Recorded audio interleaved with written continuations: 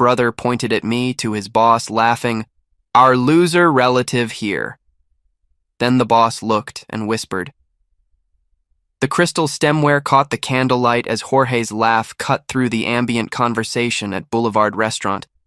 His finger, the same one that used to steal food from my plate when we were kids, now pointed directly at my chest across the white tablecloth. "Our loser relative here," he announced to the distinguished man in the tailored suit beside him, loud enough that nearby tables turned. 28 and still living like a college kid, no real accomplishments, nothing to show for himself. Francisco Silva, CEO of Golden Gate Construction Supply, glanced from Jorge to me with an expression I couldn't quite read. His salt and pepper hair and the Patek Philippe on his wrist suggested serious money. My brother had been bragging about landing this huge client dinner all week, begging me to come to make the family look good. Now I understood. I was meant to be the punchline. My girlfriend Beatrice tensed beside me, her hand finding mine under the table. Across from us, my parents looked down at their plates, that familiar resignation settling over their features. They'd heard Jorge's version of our family story so many times they'd stopped correcting it. The successful older brother carrying the family name. The disappointment younger son who never quite figured things out. "Jorge," my mother Teresa started weakly, but he waved her off. "No, Mom, it's fine. Joaquim knows I'm just being honest." He turned back to Francisco with that salesman's grin he'd perfected. "I've been trying to help him for years, get him interviews, connections, but he just never follows through. Lacks ambition, you know?" I took a slow sip of water, my phone recording everything from its position propped against the menu holder. The little red dot in the corner of the screen was invisible from Jorge's angle. 10 years of his lies, his stolen credit for my achievements, his manipulation of our parents' perception, all building to this moment. "That's an interesting perspective," I said quietly, and something in my tone made Francisco lean forward slightly. "Tell me, Jorge, what was the name of that college you graduated from again?" The color drained from his face for just a second before the bravado returned. "San Francisco State. Everyone knows that." "Right, San Francisco State." I nodded slowly. "And your degree was in business administration," he said it confidently to Francisco. "That's how I got into sales. Built everything from the ground up." Beatrice squeezed my hand. Our signal. She knew what was coming. She'd been helping me compile evidence for months. Her position as Director of Executive Talent Acquisition at Pinnacle Search Group, giving her access to verification databases most people never see. "Mr. Silva," I addressed Jorge's boss directly for the first time. "I apologize for the family drama at what should be a pleasant dinner, but I think you should know that my brother dropped out of community college after one semester. He's been lying about having a degree for over a decade." Jorge's fork clattered against his plate. "You little..." "I have the records." I kept my voice level, professional, along with documentation showing that the client contracts he claims to have landed were actually negotiated by your senior account manager, Peter Chen. Jorge's name was added to the paperwork after the fact. Francisco's expression shifted from polite interest to sharp attention. "Is this true?" "He's lying!" Jorge's voice rose, desperation creeping in. "Joaquim's always been jealous. He makes up stories because I'm successful and I'm a senior software engineer at Stellar Technologies," I interrupted calmly. "I've been there for 6 years. My base salary is $180,000 annually, plus stock options currently valued at approximately $300,000. I own a 2-bedroom condo in Mission Bay that I purchased outright 3 years ago. I graduated summa cum laude from UC Berkeley with a degree in computer science and a minor in business. I paid my own way through college working 3 jobs while Jorge was asking our parents for rent money." The silence that followed was absolute. Even the background noise of the restaurant seemed to fade. My mother's hand had moved to her mouth. My father's eyes were wide with shock, not at Jorge's exposure, I realized, but at the revelation of my actual life. They genuinely hadn't known. "That's..." Jorge started, but his voice had lost all its certainty. "I have pay stubs," I continued, pulling a folder from the messenger bag at my feet. "Property records, my college transcripts, references from professors and employers." I slid the folder across the table to Francisco, not Jorge. "I brought these tonight because I knew my brother would do exactly what he just did. He's been telling versions of this story our whole lives. The successful older brother and the failure younger one. He's convinced our parents I'm barely scraping by, probably living in a studio apartment somewhere, struggling with basic adult responsibilities. Beatrice added quietly, Joaquim has been supporting your parents financially for the past 4 years. Their mortgage was about to go into foreclosure when he stepped in. He pays their property taxes every year and covers my future mother-in-law's medical expenses. Jorge knows this because he was supposed to be contributing, but he kept making excuses. My mother made a small sound of distress. My father's face had gone red. Is any of this true, Jorge? Francisco's voice was ice. My brother's mouth opened and closed. His wife, Joanna, silent until now, had tears running down her face. She'd known. Of course she'd known. I think, Francisco said slowly, closing the folder without opening it, we need to have a very serious conversation tomorrow morning. My office, 8 a.m. sharp. He stood, dropping his napkin on the table. Mr. Ferreira, Joaquim, I apologize for my employee's behavior. If even half of what you've said is true, this dinner has been illuminating in ways I didn't expect. He left without another word. The valet would bring his car around. The reservation had been under his name. Jorge's grand client dinner had just imploded. My brother turned to me with pure hatred in his eyes. You've ruined everything. No, I said softly. I just stopped letting you steal my story. Everything that happens next, that's on you. The drive home was silent except for the city sounds filtering through Beatrice's slightly open window. She'd insisted on driving, sensing I needed time to process. My hands were shaking, not from fear or regret, but from the adrenaline of finally speaking truth after a decade of swallowing lies. Your mom called, Beatrice said as we pulled into my building's garage. 4 times. I'll call her back tomorrow. I closed my eyes, leaning against the headrest. Let them sit with it tonight. Let Jorge try to explain his way out of this one. Inside my condo, the floor-to-ceiling windows offered a view of the bay that had seemed impossible when I was that broke college kid eating ramen for every meal. I'd earned every square foot of this space, every piece of furniture, every one of the original art pieces on my walls. My brother had stood in this very living room 2 years ago and told our parents over speakerphone that I was house-sitting for a friend when they'd asked about my address. Beatrice poured 2 glasses of wine from the cabinet. Are you okay? Honestly? I took the glass. I feel like I can breathe for the first time in years. My phone buzzed. A text from an unknown number. This is Francisco Silva. Got your contact from the dinner reservation. Do you have time for coffee this week? Not about Jorge. About you. I showed Beatrice. She smiled, that knowing smile that had made me fall in love with her. Told you. Talent recognizes talent. I didn't do this for...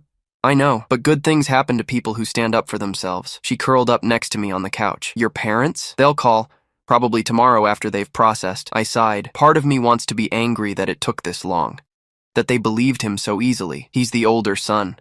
In Portuguese families, that matters. Beatrice's own family had similar dynamics. And he's charismatic. Manipulators usually are. Another text, this time from a number I recognized. My father. We need to talk. Tomorrow. Please. Then my mother. Joaquim. I'm so sorry. We didn't know. Please come for lunch tomorrow. Please. They're devastated, I said, showing Beatrice. They should be. They chose to believe his version without ever asking yours. Her voice wasn't unkind, just honest. But they're your parents. You get to decide what relationship you want moving forward. Sleep came easier than I expected. The weight I'd been carrying, proving myself, justifying my existence, defending my worth, had lifted. Jorge had given me the perfect public platform for truth, and I'd used it. The next morning, I called Francisco before heading to my parents' house. Mr. Silva, I got your text. Francisco, please, and thank you for taking my call. His voice was measured, professional. I owe you an apology for last night. I've done some checking. Your brother has been embellishing his role in several major accounts. The situation is more serious than I initially thought. I'm sorry to hear that. Don't be. You did me a favor. But that's not why I'm calling. He paused. Your girlfriend mentioned Stellar Technologies. I've been trying to recruit their chief innovation officer for 2 years. Any chance you'd be willing to make an introduction? Completely off the record, of course. I almost laughed. I report directly to her.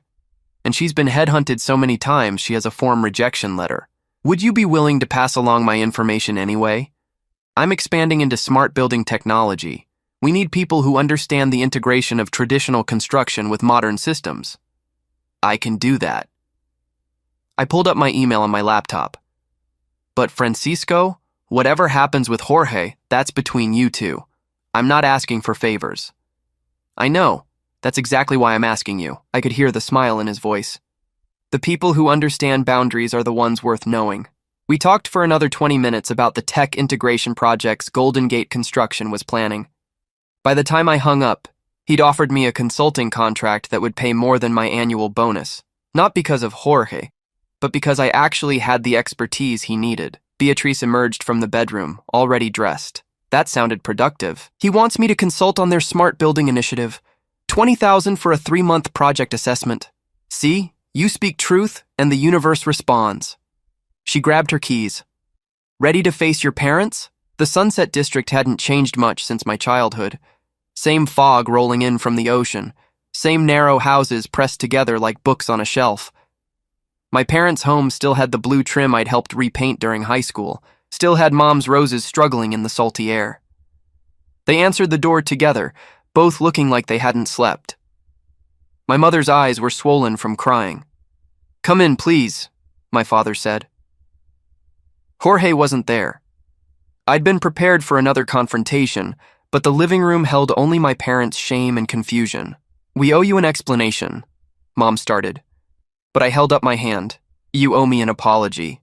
Not an explanation. I sat in the armchair that had been Dad's for as long as I could remember. Because the explanation is simple. Jorge lied. You believed him. I told the truth. You didn't.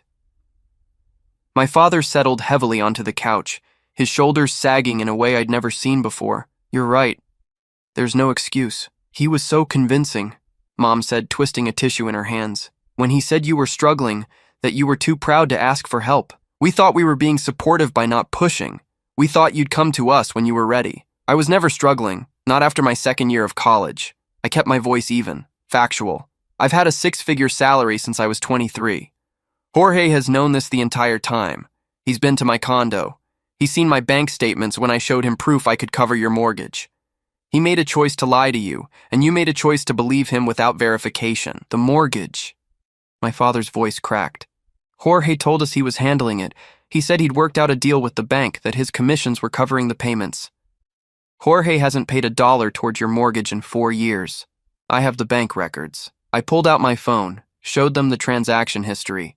Monthly payments of $2,800, everyone from my account. I also paid $17,000 in back property taxes 2 years ago. The county was about to start foreclosure proceedings. Jorge told you that was handled? My mother's face went white. He said his boss gave him a bonus specifically to help us. He made such a point of it, said he wanted to be the son who took care of his parents. And I let him take credit because I thought it would help your relationship with him. I thought if he felt like he was contributing, even symbolically, he might actually become a better person. I laughed bitterly. I was wrong. He just used it to further convince you I was the failure. The silence stretched. Outside, a neighbor's dog barked. A car alarm chirped. Normal life continuing while my family's foundation crumbled. "What did we miss?" Dad asked finally.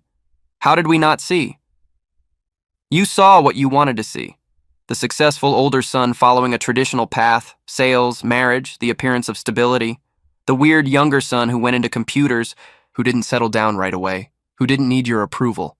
I met his eyes. "I stopped trying to prove myself to you when I was 25.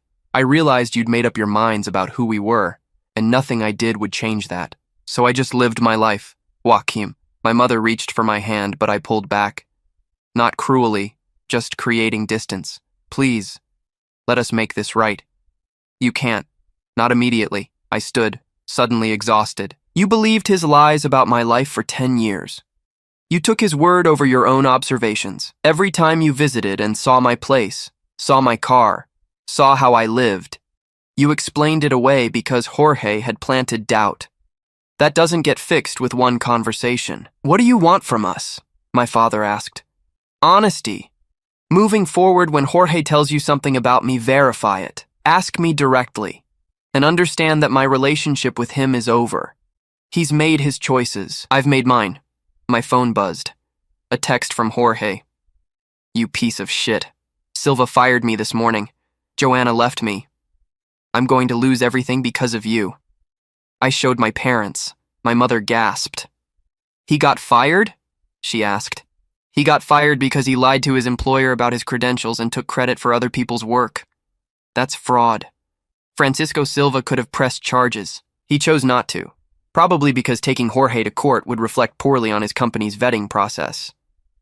I pocketed my phone. Jorge losing everything is a consequence of Jorge's actions, not mine. But he's your brother, Mom pleaded. He stopped being my brother years ago. He's been an actor playing a role, and I was his convenient prop, the loser brother who made him look good. I moved toward the door. I love you both, but I need space to figure out what our relationship looks like now. If you want to support Jorge through his consequences, that's your choice. But I won't be part of the narrative anymore. Wait. My father stood, crossed to the small desk in the corner. He pulled out a checkbook, started writing. This isn't enough. It could never be enough. But the mortgage payments, the taxes, let us pay you back. I don't want your money, Dad. It's not about what you want. It's about what we owe. He tore out the check, pressed it into my hand. $25,000. We have savings. We should have been using them. We shouldn't have let Jorge, shouldn't have let you keep it. I tried to hand it back, but he refused. Use it to get your finances in order. Make sure you're not dependent on either of your sons. That's what I want. I left before they could argue further. Beatrice was waiting in the car, reading something on her tablet. She looked up as I slid into the passenger seat. How bad? Bad. Good. I don't know. I slumped against the seat. They're devastated. They want to make it right. But you can't unring this bell. No, she agreed, starting the engine. But you can decide what happens next. That's more than you had yesterday. My phone rang. Francisco Silva again. Joaquim, I hope I'm not calling at a bad time. It's fine. What can I do for you? I wanted to give you a heads up. Jorge came to my office this morning making threats. Said he'd sue for wrongful termination, that you'd conspired to destroy his career. Francisco's tone was grim. I have my legal team documenting everything, but I thought you should know. Thank you for the warning. There's something else. After Jorge left, 3 of my senior people came forward with complaints they'd been afraid to make. Your brother has been taking credit for their work for over 2 years. One of them quit last month because of it. I'm looking at significant internal damage control. I'm sorry this has blown up so badly for your company. Don't be. This needed to come out, better now than after he'd cost us major accounts. He paused. The consulting offer still stands. Actually, I'd like to expand it. What would it take to get you to consider joining Golden Gate full-time as Director of Technology Integration? I almost dropped the phone. Francisco, I'm not looking to leave Stellar. I know, but I'm building something here, and I need people with integrity. Your technical skills are impressive, but what I saw last night, the way you handled an impossible situation with professionalism and facts, that's what I need on my leadership team. He named a salary that was 40% higher than my current compensation. Think about it. No pressure, but I wanted you to know the door is open. After we hung up, Beatrice was grinning. Let me guess. Job offer? Director level. Significant raise. I think he's serious. Of course he's serious. You just saved his company from a lawsuit they didn't know was coming. She pulled into a coffee shop parking lot. Your brother tried to burn you. And instead, you've got executives competing for your expertise. That's not karma. That's competence. We grabbed coffee and sat at an outdoor table, watching the city move around us. My phone continued buzzing. Jorge trying to call, texts from my parents, a message from my old college advisor who'd somehow heard about the dinner and wanted to congratulate me on finally setting the record straight. This is going to get worse before it gets better, I said. Probably. Beatrice sipped her latte. Jorge's going to spiral. He's lost his job, his credibility, his marriage is imploding. He's going to lash out. Should I be worried? Maybe. But you've got documentation. You've got witnesses. You've got a boss who just offered you an executive position. She reached across the table, took my hand. You've spent 10 years being careful, being prepared. Whatever Jorge throws at you, you're ready. That night I couldn't sleep. I kept replaying the dinner, my parents' reactions, Francisco's offer. Around 2 a.m., I got up and went to my home office.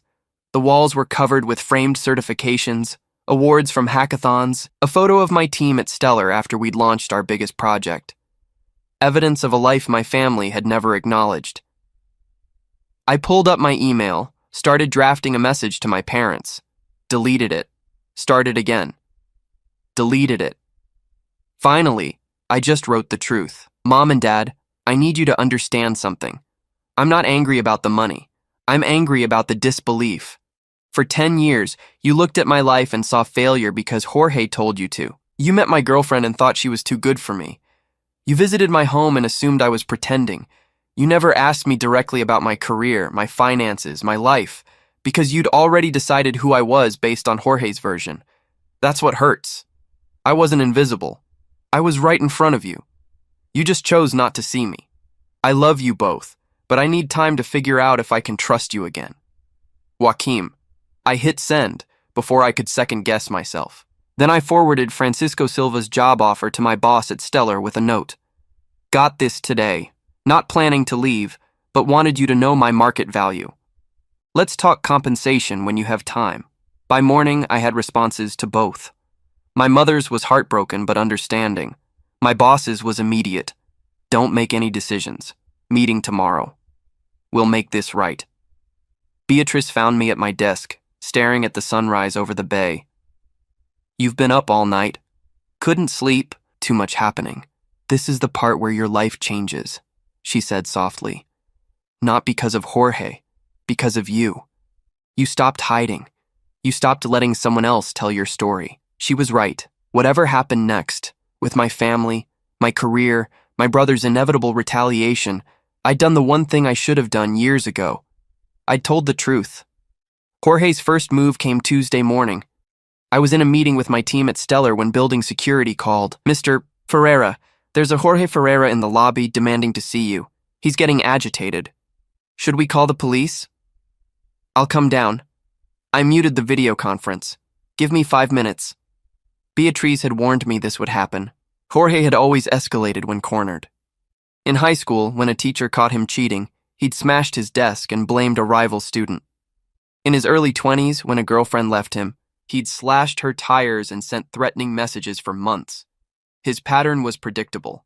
Deny, deflect, destroy. The lobby of Stellar Technologies was all glass and steel, designed to intimidate visitors with its display of innovation. Jorge looked small and disheveled against the backdrop of our latest product prototypes.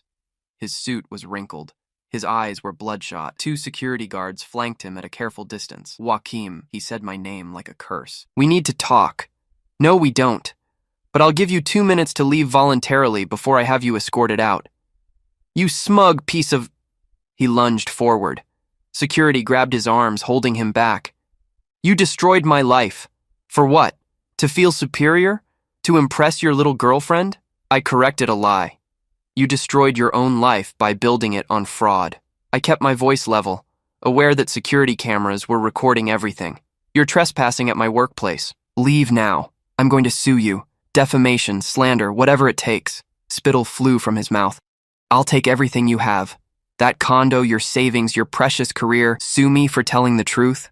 Good luck. I pulled out my phone, held it up. This is recording. So are the building cameras. Every word you're saying, every threat you're making, documented. Your lawyer is going to love that. The fight went out of him suddenly, replaced by something more dangerous. A cold calculation. Mom and Dad are devastated. They're talking about selling the house, moving into a retirement home because they can't trust anyone anymore. Congratulations. You broke them. I gave them the truth. You're the one who broke their trust. I gestured to security. He's done. Remove him from the building and add him to the banned visitors list. As they escorted Jorge toward the exit, he shouted back, "This isn't over. You hear me?" This isn't. The doors closed, cutting off his voice. I stood in the lobby for a moment, hands shaking again. Not from fear. From the realization that my brother hated me enough to physically attack me at my workplace. Back upstairs, my boss, Dr. Sarah Chen, was waiting outside the conference room. Everything okay? Family drama. It's handled. I started to move past her, but she blocked my path gently. About that job offer from Golden Gate Construction. We need to talk. She gestured toward her office. Now, if you have time. Her office had a better view than mine, floor-to-ceiling windows overlooking the entire bay. I'd been in here dozens of times, but today felt different. Today I was walking in as someone with options. Francisco Silva called me yesterday, she said, settling behind her desk. Professional courtesy. Told me he'd made you an offer and wanted to make sure it wasn't poaching, that you'd expressed interest first. I forwarded you his email. I wasn't planning to. I know. Which is why we're having this conversation. She pulled up something on her computer. You're up for promotion to principal engineer next cycle. That comes with a 30% raise and equity acceleration, but that's not enough, is it? It's not about the money. I know, it's about recognition. It's about people finally seeing what you've been contributing all along. She turned the monitor toward me. This is your performance file. Every project you've led, every innovation you've brought, every time you've mentored junior engineers or solved impossible problems. The board already approved your promotion. We were planning to announce it next month. I didn't know. You weren't supposed to, but circumstances change. She pulled up another document. Here's what I'm authorized to offer you right now. Senior Director of Innovation. You'd report directly to me.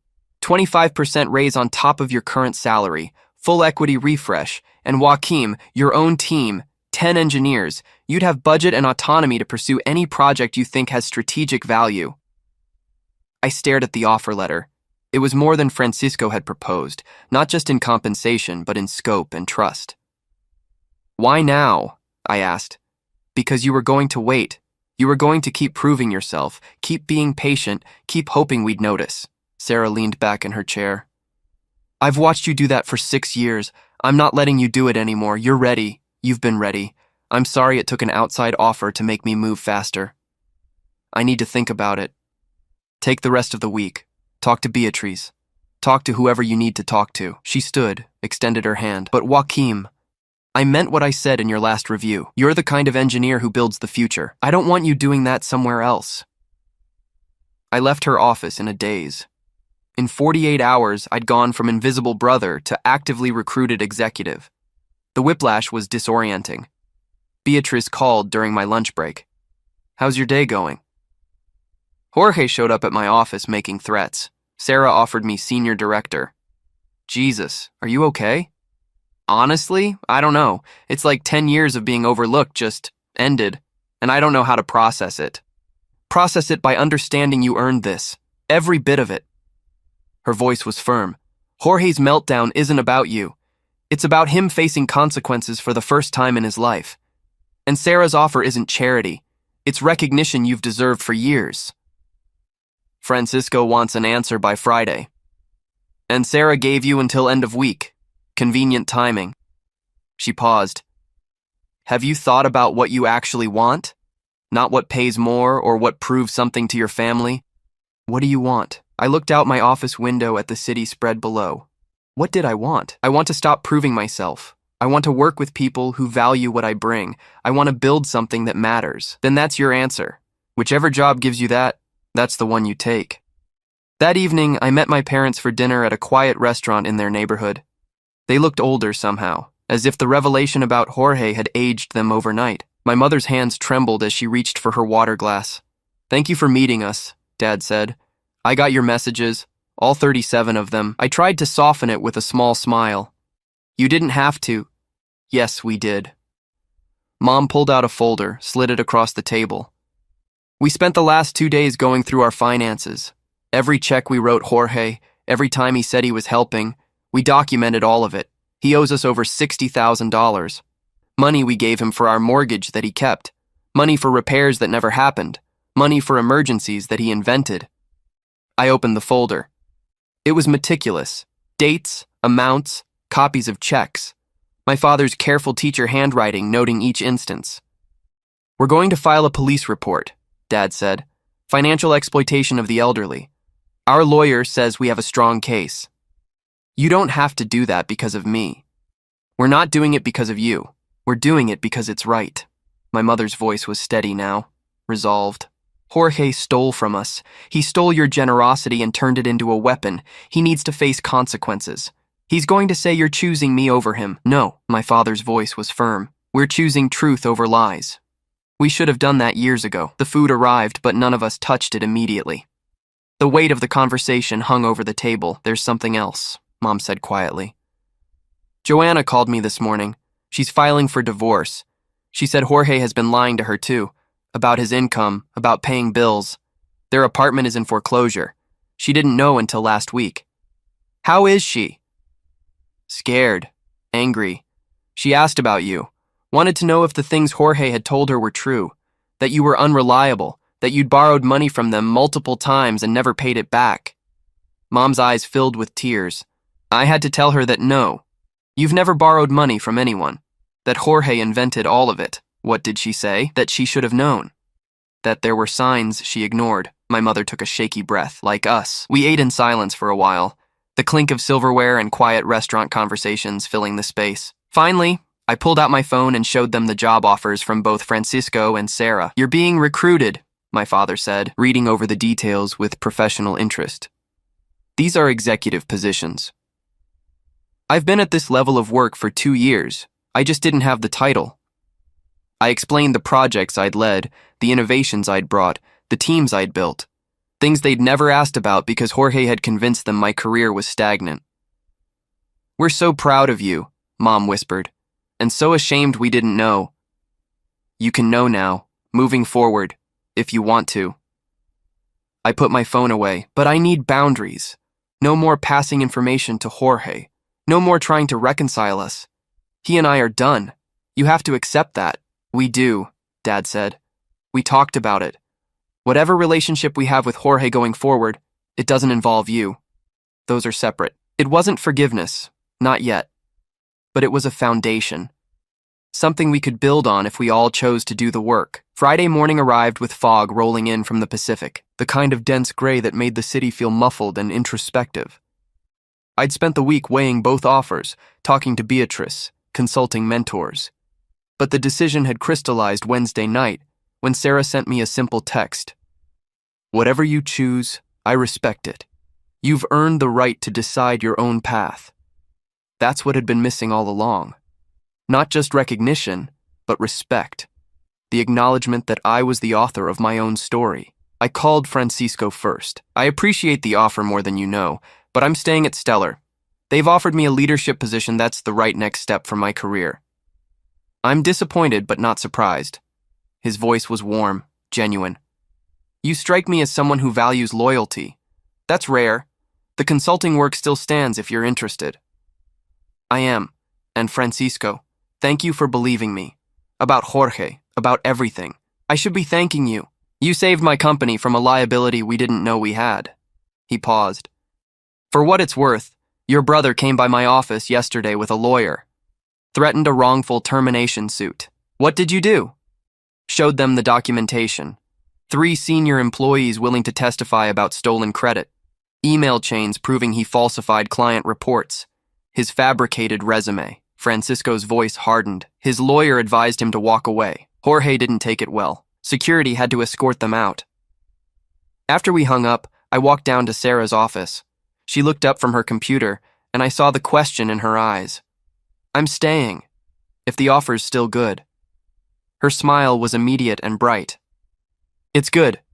Welcome to the leadership team, Director Ferreira.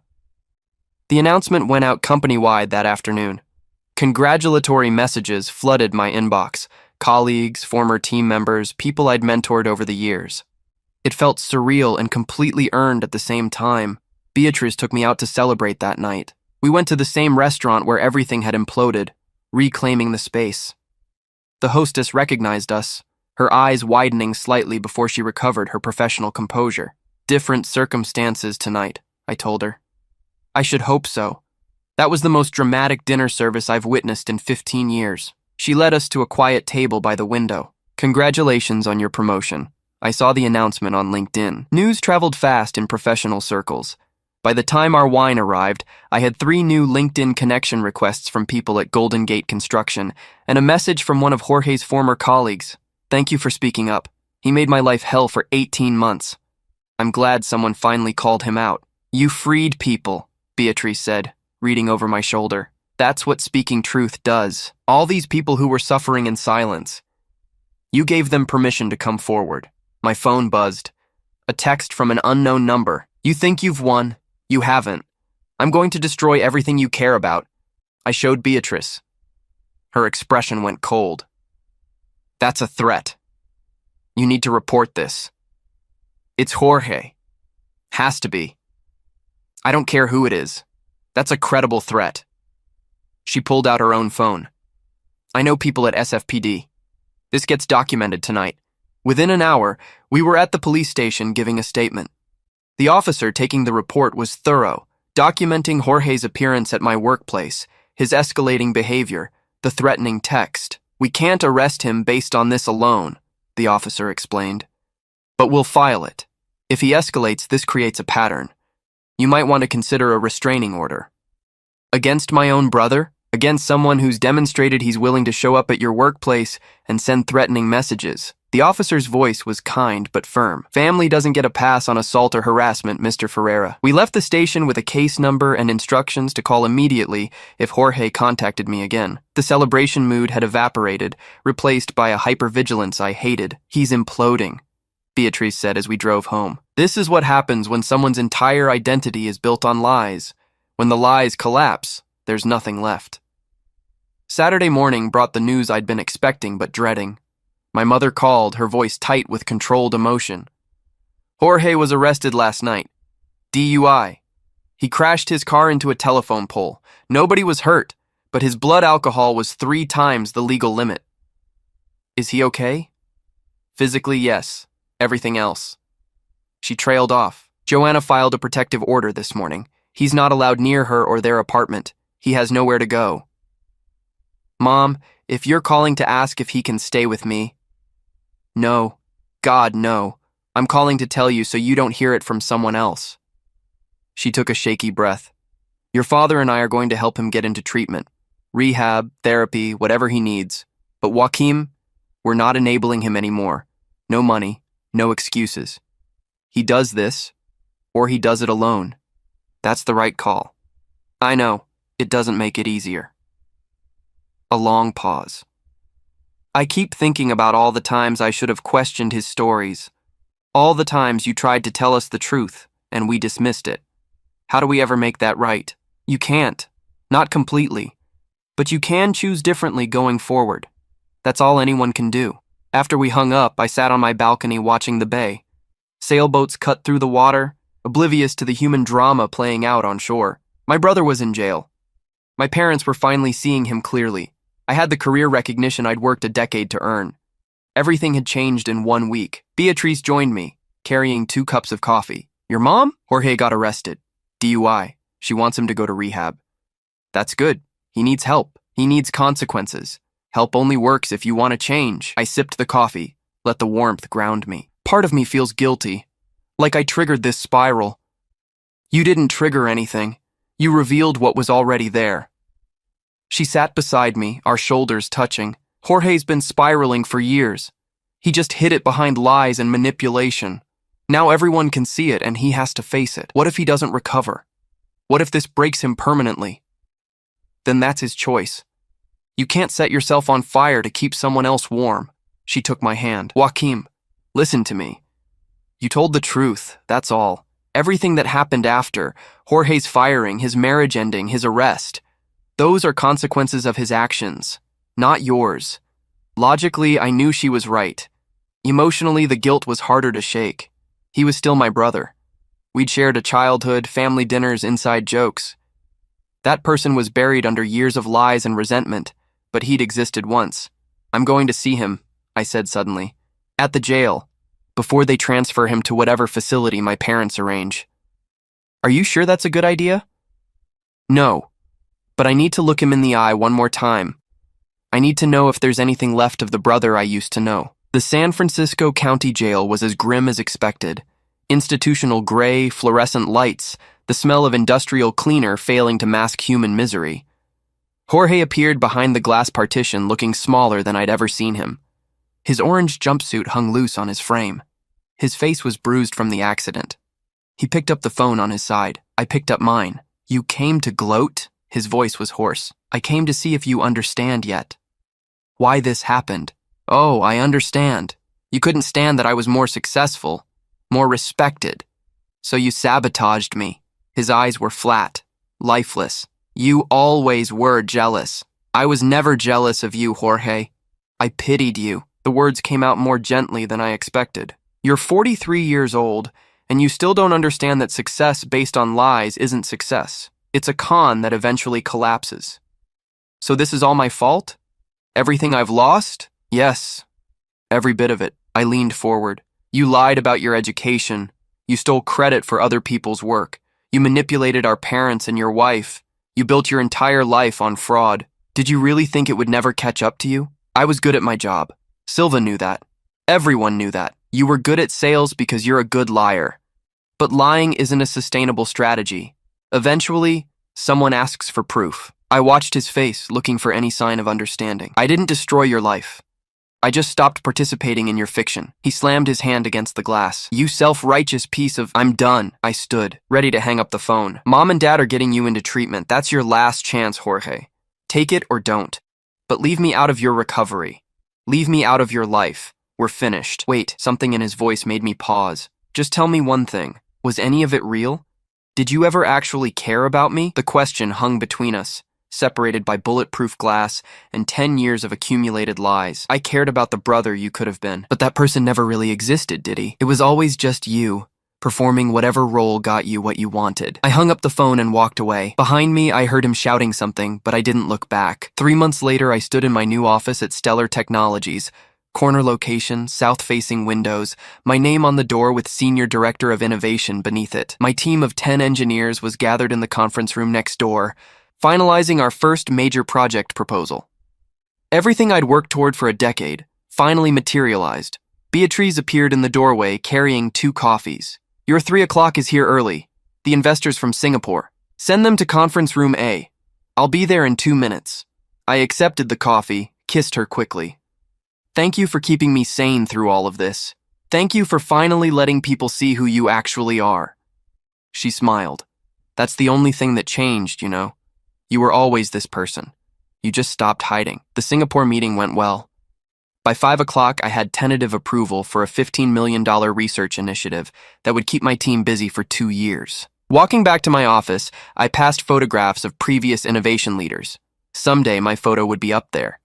The thought no longer felt impossible. My parents and I had rebuilt something resembling a relationship. We had dinner twice a month, conversations that focused on the present rather than relitigating the past. They asked about my work now, actually listened to the answers. My mother had framed my promotion announcement and hung it in their living room, the first time any of my achievements had been displayed in their home. Jorge had completed a 30-day rehab program, then immediately relapsed. He was currently living in a sober living facility in Oakland, working part-time at a hardware store. My parents visited him weekly, but they'd kept their word about boundaries. They didn't bring him up in conversations with me unless I asked. I asked once, 6 weeks after that jail visit. How is he? Getting help. Finally accepting responsibility. My father had looked tired. The counselors say it'll take years. He might never fully recover from the damage he's done. That's not your fault. I know. It doesn't make it easier to watch. I'd felt a pang of sympathy then. Not for Jorge, but for my parents. They'd lost the son they thought they had and were trying to support the broken one who remained. That was their choice, their burden. I'd made mine. Joanna had reached out once, apologizing for believing Jorge's lies about me. We'd had coffee, exchanged stories, found dark humor in how thoroughly he'd deceived everyone. She was rebuilding her life, working as a paralegal, dating someone who actually valued honesty. I wasted 5 years on him, she'd said. But at least I got out before it was 10. Francisco Silva had become an unexpected friend. The consulting work had evolved into a regular advisory role. I helped his company integrate smart technology into their construction projects, and he offered strategic advice when I was navigating my new leadership position. We had lunch monthly, conversations that ranged from business to family dynamics to the strange ways life redistributed power. Your brother called me last month, he'd mentioned during our last lunch. Wanted to apologize, asked if there was any chance of getting his job back. What did you say? That I appreciated the apology, but trust, once broken that completely, can't be rebuilt. Then I recommended he look into a different industry entirely. Francisco had paused. He's not a bad person, Joaquim. He's just damaged in ways that made him dangerous to everyone around him. That's more generous than I'm capable of being. Give it time. Forgiveness isn't for them. It's for you. But I didn't think I'd ever forgive Jorge. Not for the lies or the manipulation, but for making me doubt myself for so long. For convincing me that speaking truth was somehow the wrong choice. That decade of silence had cost me, not career opportunities, but peace of mind. The constant calculation of whether honesty was worth the confrontation. Now, standing in my office as the sun set over San Francisco Bay, I understood that speaking truth had been the only choice. Not because it was easier. It had exploded my family, ended relationships, created chaos that took months to settle, but because living in someone else's fiction was a form of self-erasure I could no longer tolerate. My phone buzzed. A text from my mother. Dinner next week? Your father wants to hear about the Singapore project. He's very proud, keeps telling his golf buddies about his engineer son. I smiled, typed back, Thursday works.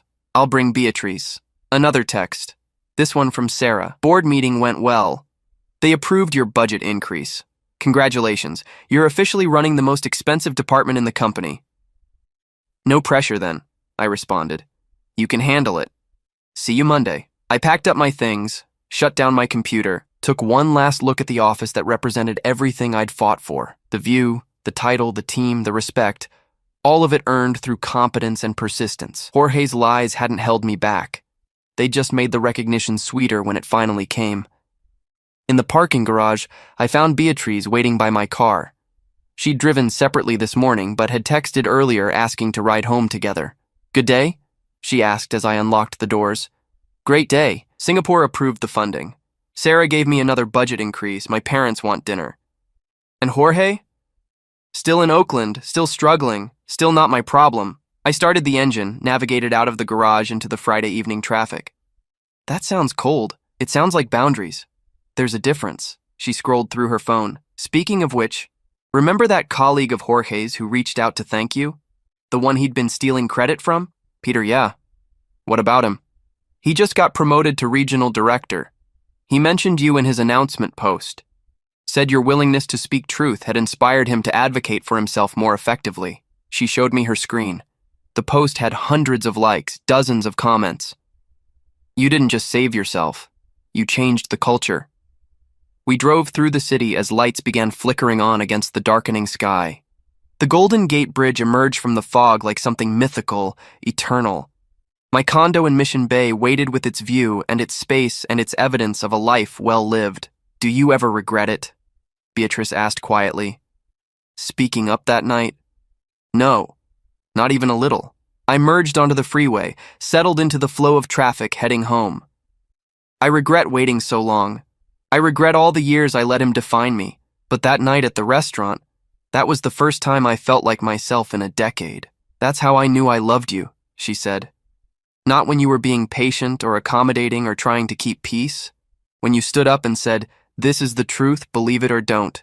That's when I saw who you really were. We pulled into my building's garage, rode the elevator up to my floor, walked into the space that had become ours more than mine. Beatrice had been staying over more nights than not, her things gradually migrating from her apartment to here. We hadn't discussed moving in together officially, but the decision had already made itself. I've been thinking, I said, opening a bottle of wine while she changed out of her work clothes, about the future, about what comes next. She emerged from the bedroom in comfortable clothes, curled up on the couch beside me, and I want to keep building, not just my career, but a life. With you. Something that's completely ours, not defined by my family or your family or anyone else's expectations. I took her hand. I want to stop looking back at what Jorge did or what my parents believed. I want to look forward at what we create. I want that too. She leaned her head on my shoulder. But Joaquim, you need to understand something. You won. Not just the promotion or the recognition. You won because you're free. Jorge's still trapped in his lies, still fighting the consequences. Your parents are still processing their guilt. But you told the truth and moved on. That's the victory. She was right. The real triumph wasn't in Jorge's downfall or my parents' belated recognition. It was in the simple fact that I could sit in my own home with someone who loved me for who I actually was and not feel the need to prove anything to anyone. My phone buzzed one more time. Another unknown number. I almost didn't look, but something made me check. This is Jorge. I'm not asking for forgiveness. Just wanted you to know I finally understand. You were right. About everything. I'm sorry for the decade I stole from you. I hope you're happy. I showed Beatrice. She read it, raised her eyebrows. Are you going to respond? No. I deleted the message. He's looking for absolution, and I'm not in the business of providing that. He needs to find his own peace. I've found mine.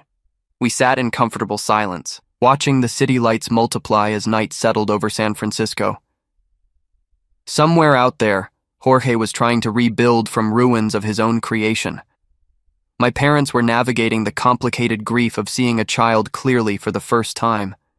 Joanna was building a life free from deception. And I was here, in the home I'd earned with the career I'd built, beside the woman who'd believed in me before anyone else thought to look. The brother who'd spent years pointing at me and laughing had finally learned the hardest lesson. Truth always wins eventually, not because it's dramatic or satisfying or perfectly timed, but because lies require constant maintenance and truth simply exists. You can ignore it. You can argue with it. You can try to bury it under layers of fiction. But eventually, inevitably, it surfaces. And when it does, everyone has to decide who they're going to be in relation to it. I'd made my choice that night at the restaurant. I'd chosen truth over comfort, clarity over family harmony, my own story over someone else's convenient fiction, and I'd do it again every single time.